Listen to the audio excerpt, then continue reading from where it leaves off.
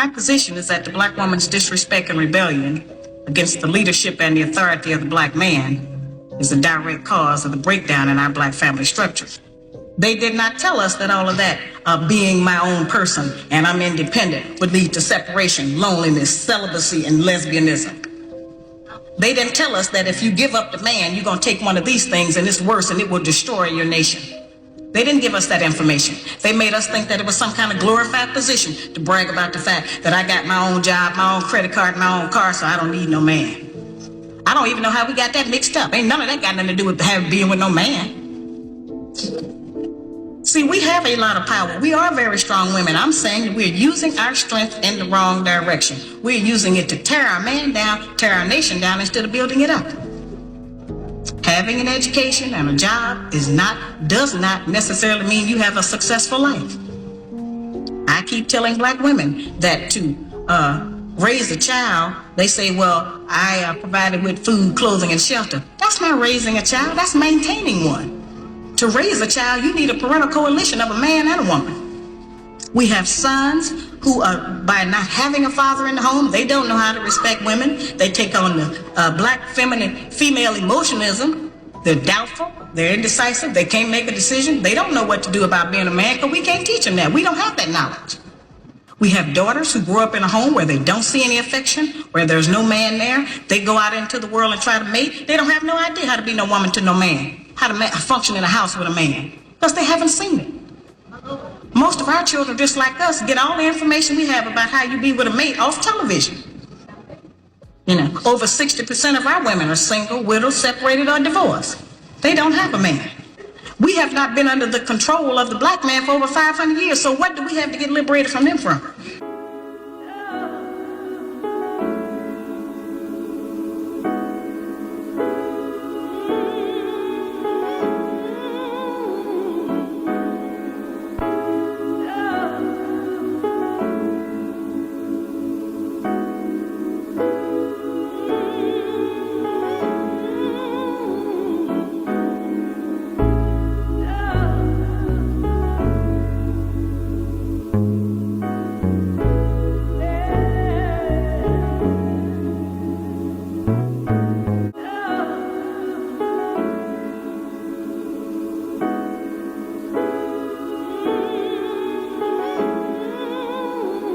Yo, my people, the government used family life to hurt the black community.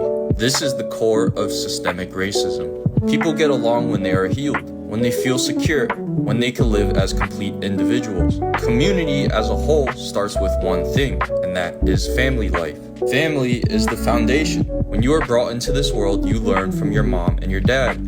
They help you create your sense of self to navigate the world. Trauma is easily passed from one person to another. If you have no father, no mother, traumatized parents, the kids are more likely to repeat those same behaviors and look for guidance from unhealthy sources. Without a strong, healthy family, there's a higher likelihood that everything else collapses. The government understands this, so they use policy to break family units apart. Slavery destroyed the family structure. People were considered individual property and often separated. After slavery, there were forced labor laws. Black men could be arrested over dumb things and forced to work. It was basically continued slavery after it officially ended. Then there were Jim Crow laws. Economic opportunities were severely limited for black people, so black men often had to travel far in order to make money. This would cause them to not be around as much. There was also redlining. Places where black people lived were marked as high risk, so they weren't able to take out loans for homes.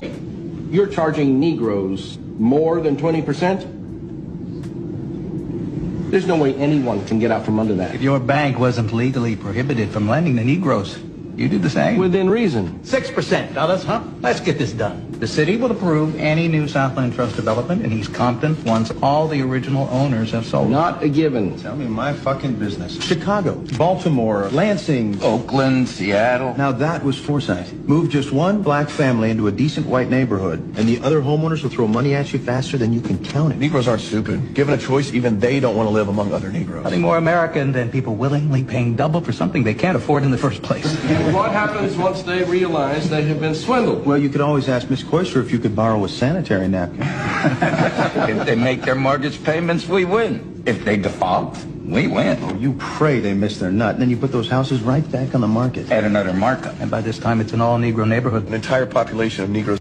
They weren't able to build generational wealth like a lot of white families did. Later, there was welfare. People would basically make money for having their families separate, so the father wouldn't be around so the family wouldn't lose its benefits. The war on drugs, heavy policing of black neighborhoods, planting of drugs, and harsh sentences caused many fathers and black men to be stuck in prison. There was also urban renewal. Black neighborhoods and communities were destroyed to make highways. All of this is systemic racism, and it deeply affects the family unit. When there is no healthy masculine presence around, the kids suffer. It's extremely hard for a mother to relate to her son, and for a daughter to see how a man should be. All of this trauma gets passed along. It puts people into survival mode, and they do stuff like crime. Young boys don't have a healthy masculine presence, so they'll look to whatever other men there is for guidance.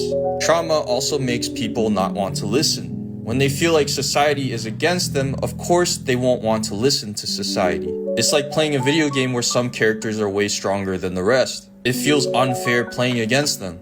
At the end of the day, what people need is healing, to fix the trauma so they don't pass it along, so they can create healthier relationships and start stronger families that lead to a better community. But instead, people will much rather stereotype black people instead of trying to understand them and help them, so we can have a healthier society. Here is a detailed look at how the welfare state played a role in the dissolving of the family structure over the years. Between 1890 and 1950, the marriage rate was much higher among black women than white women. A fraction of black children lived in homes without their fathers. But everything changed with the expansion of the welfare state. It divided the household and created a dependency on welfare. This kind of reminds me of what President Reagan said. I've always felt the 9 most terrifying words in the English language are, I'm from the government and I'm here to help. So, what happened? What's the mechanism?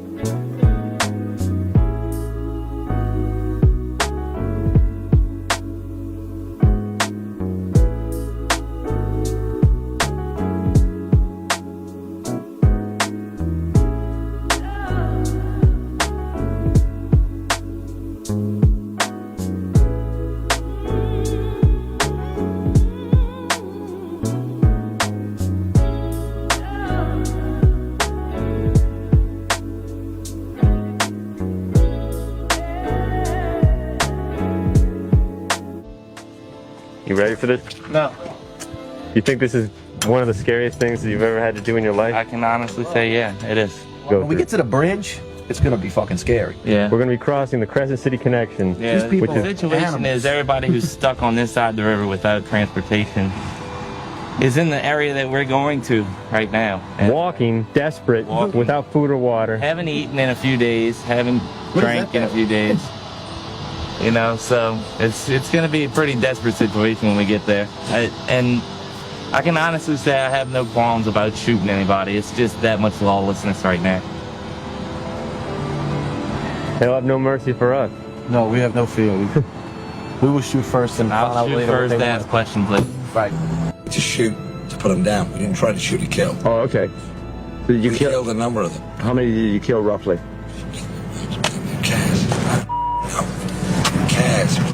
Matter. Yeah, I hear you. It doesn't matter. They chose to die. They chose to commit suicide. How do you know the vigilantes? You see them. How they patrol around here in trucks, 4-car truck, driver and a passenger, and then 2 in the back with long guns, and nobody telling them anything. There was no police. No police, no army, and no National Guard, nobody. Then they put in a shoot to kill curfew, a dusk to dawn, shoot to kill. But there's nobody left. Young blacks was being killed in this community. when you hear the gunfire. It's not something I'm just making up. It's out there.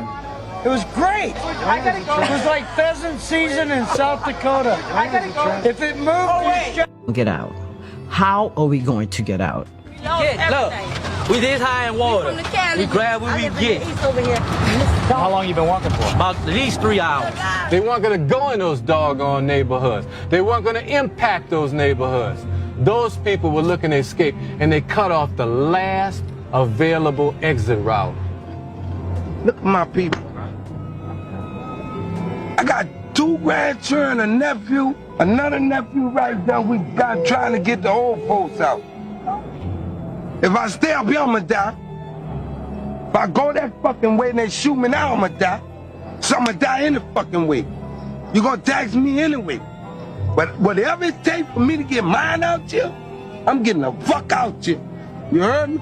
I wouldn't give a fuck. I gotta go.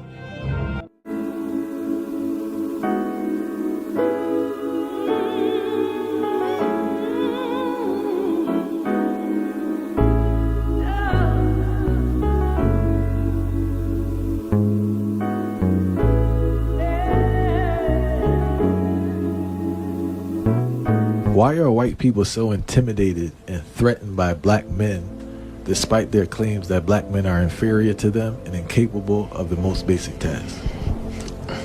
Well, there's an easy answer to that question. They know black men are are superior to them. Put us on any playing field, be it physics or football, and we will win. Give us the same opportunities, and we will win. Because we come from a history of not trying to destroy and dominate the world, and you come from a history of trying to destroy and dominate the world, and that has become the culture of the white community, you know?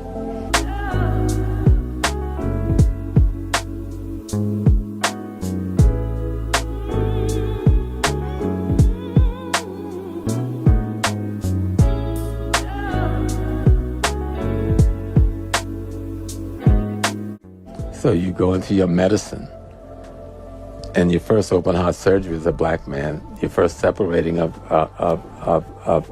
Siamese twins as a black man, the creator that eventually produces your first artificial heart as a black man.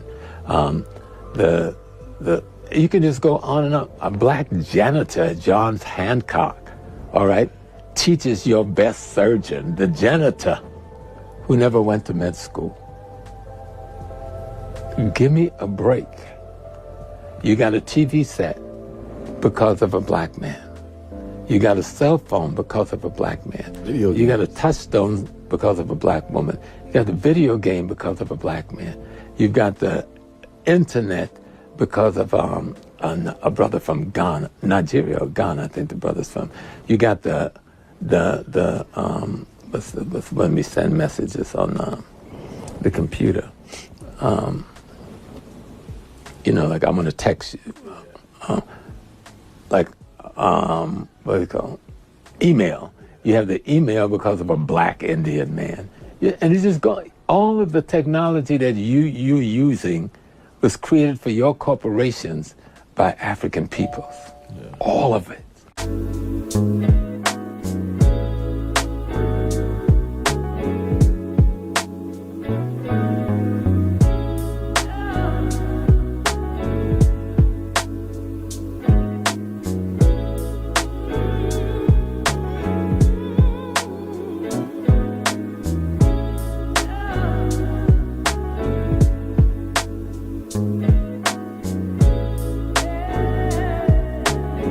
One of the things that I do is I try to help people get a picture of what I mean by racism.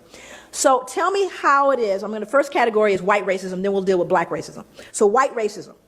Tell me the ways in which white racism adversely impacts the lives of black people. Just what are the ways that white racism can adversely impact the lives of black people as a group? What are some of those ways? I'm sorry? Power, but how is that defined specifically? Education, okay.